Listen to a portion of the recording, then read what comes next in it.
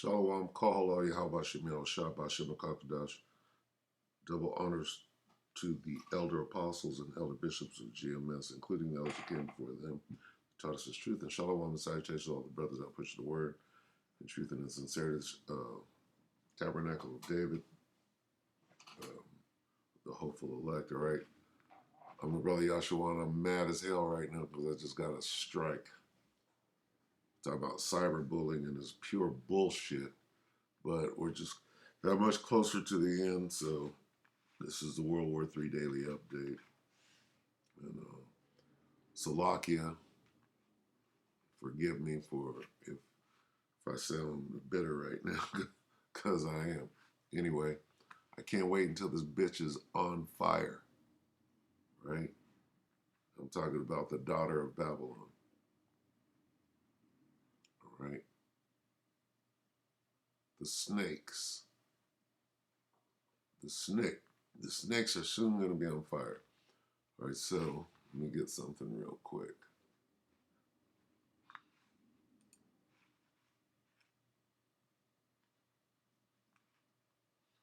Here we go.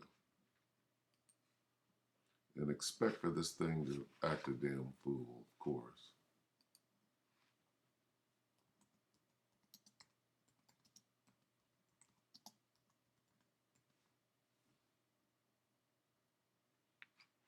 Revelation 7, 17 and 16.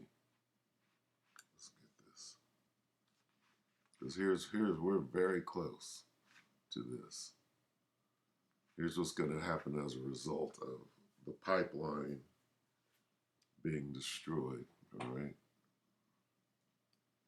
And the 10 horns, which thou sawest upon the beast, these shall hate the whore. The whore is Babylon the Great. The snakes, the United Snakes. The beast is NATO, is the EU. Okay? They hate this bitch, this whore, stank hoe, and shall make her desolate and naked, and shall eat her flesh and burn her with fire. Okay, that fire is nuclear missiles. The EU, NATO, and the EU are going to shoot their nuclear missiles on the whore of Babylon. Okay? Now let's watch the Voice of Reason, Military and Foreign Affairs Network. He's going to give us a little update. Today is the 29th. What does this say? The next phase in World War III. Tactical nuclear weapons prepped. Burning and fuel of fire.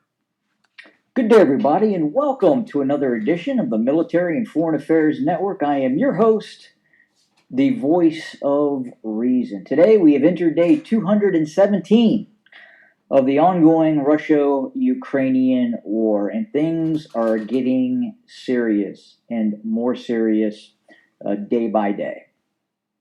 First, if you look at what is happening near Liman, Russian forces are quite possibly going to be encircled in this area. And then the question is what is going to be the Russian response? Right now, as I talked about in the previous video, to the north, the Ukrainians are looking to sever the kind of the main north-south route of supply to Russian forces that are located in Liman.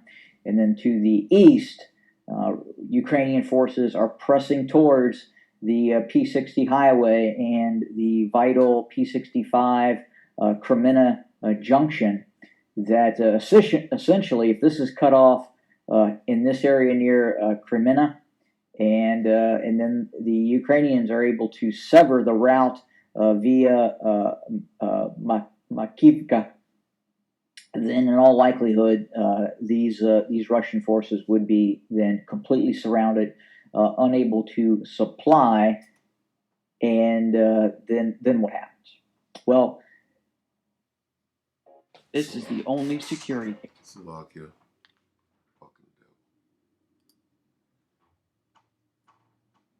The battle continues, and Russia is steadily reinforcing its position in this area of the theater of operations, specifically to the northwest of Lysychansk. While at the same time, Ukrainian forces continue to pressure Russian forces in the direction of Lysychansk.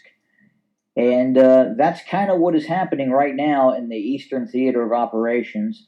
To the southwest, it is a de facto stalemate right now. The Ukrainians are really not able to press forward anymore in terms of its objective of seizing control of the Russian footprint on the western bank of the Dnieper River. The Russians have adequately reinforced this area and are continuing to defend this area tenaciously. But what we're also hearing is that this mobilization by Russian forces, by the Russian military, could be a lot bigger than what is being reported. The Russian Ministry of Defense was saying something around the number of 300,000 personnel could be conscripted into the Russian army, Russian military. But that number could become much, much higher very, very quickly. And it looks like Russia is preparing for a significant possible general mobilization. Now, will it be a national announcement in which they are saying that they are conducting a national mobilization? Difficult to say. But it does look like preparations are underway for the same sort of mobilization that we saw in Russia during World War II, and that's significant. Not only that, we're seeing preparations underway in Belarus for the deployment of possibly tens of thousands of Russian forces.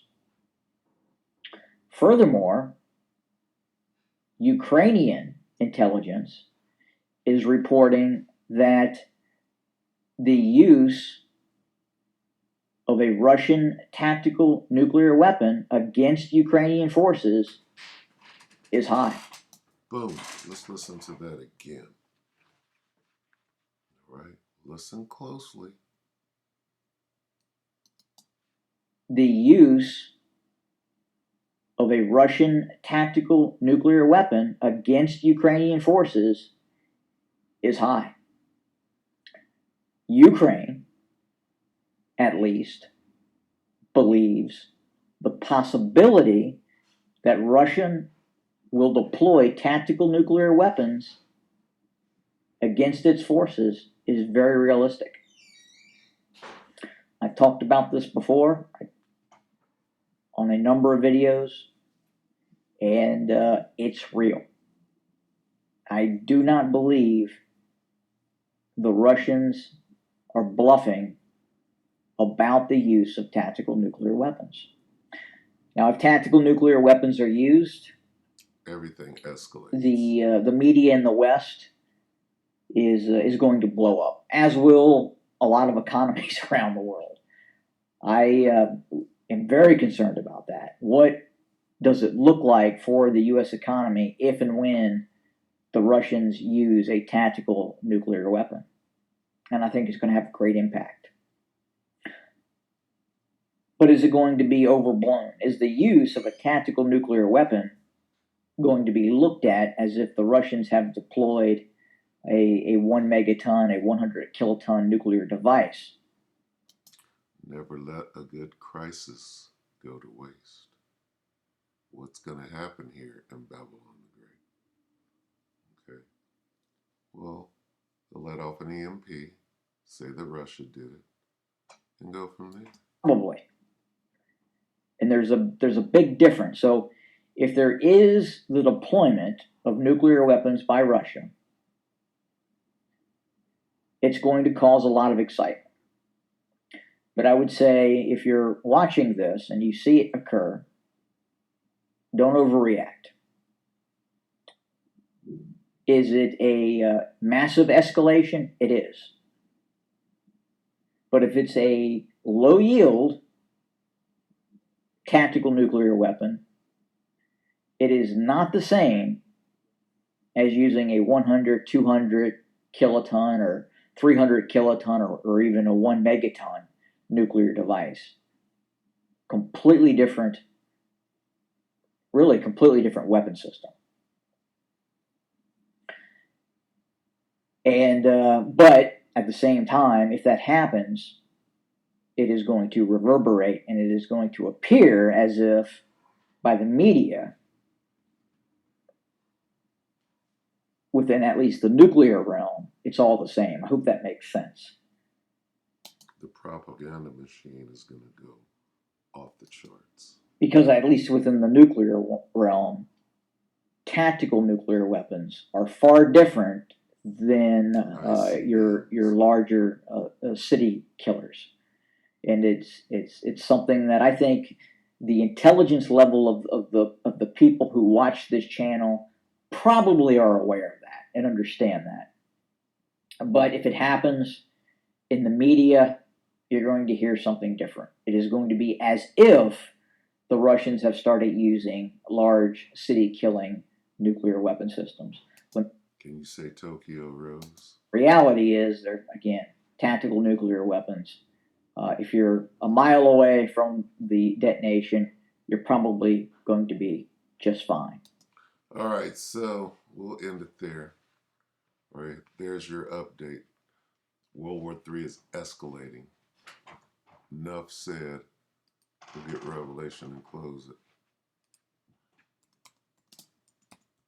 All right, here's where this thing is going. Revelation 11 and 14 in the Berean. The second woe has passed. That's World War II. Behold, the third woe is coming shortly. I differ to say it's already here. All right. As soon as that nuke goes off, World War III. All right. So with that, be circumspect. We hope that the elect will edify you, brothers and sisters. Shalom.